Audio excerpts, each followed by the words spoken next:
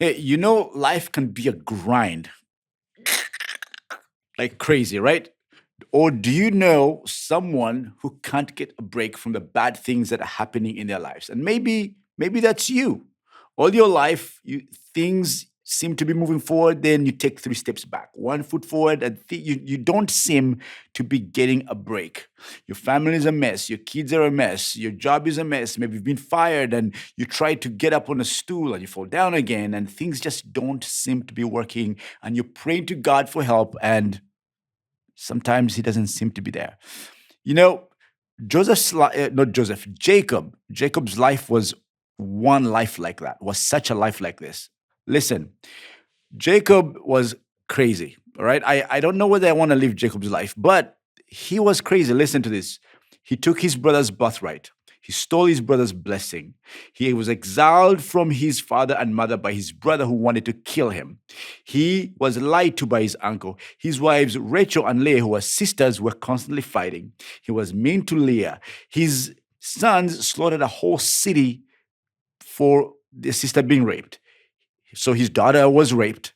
His eldest son slept with concubines. His favorite son was sold as a slave, and he was lied to about that. His favorite wife died early, leaving Benjamin and Joseph without a mother. I mean, it goes on and on and on. Jacob cannot seem to get a break. And in fact, when he meets Pharaoh, when he finally gets to Egypt and Joseph has taken him there, he tells Pharaoh in Genesis chapter 47 that the years of my pilgrimage are 130, and my years have been few and difficult, and they do not equal the years of the pilgrimage of my father. Did you catch that? He literally says, my years have been few and difficult. He acknowledges, I have had a very difficult life. However, when he gets to the end of his life, as he's blessing Joseph's children, he says a phrase that caught my attention because we think David said it first. Listen to this. In Genesis chapter 48, verse 15 to 17, he says, then he, Jacob, blessed Joseph and said, may the God before whom my fathers Abraham and Isaac walked faithfully, the God who has been my shepherd all my life to this day, the angel who has delivered me from all harm, may he bless these boys. Did you catch that? He says, the God who has been my shepherd. Compared to Abraham, Isaac, Jacob's life was a mess. They had a mess too, but this guy was another level.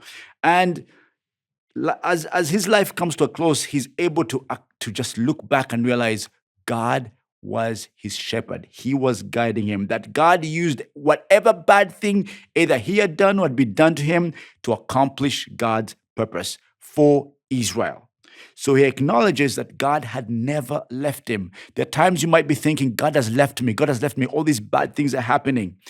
But listen, God pursued Jacob. And God pursues you today. God took care of Jacob. God takes care of you today. Trust in him.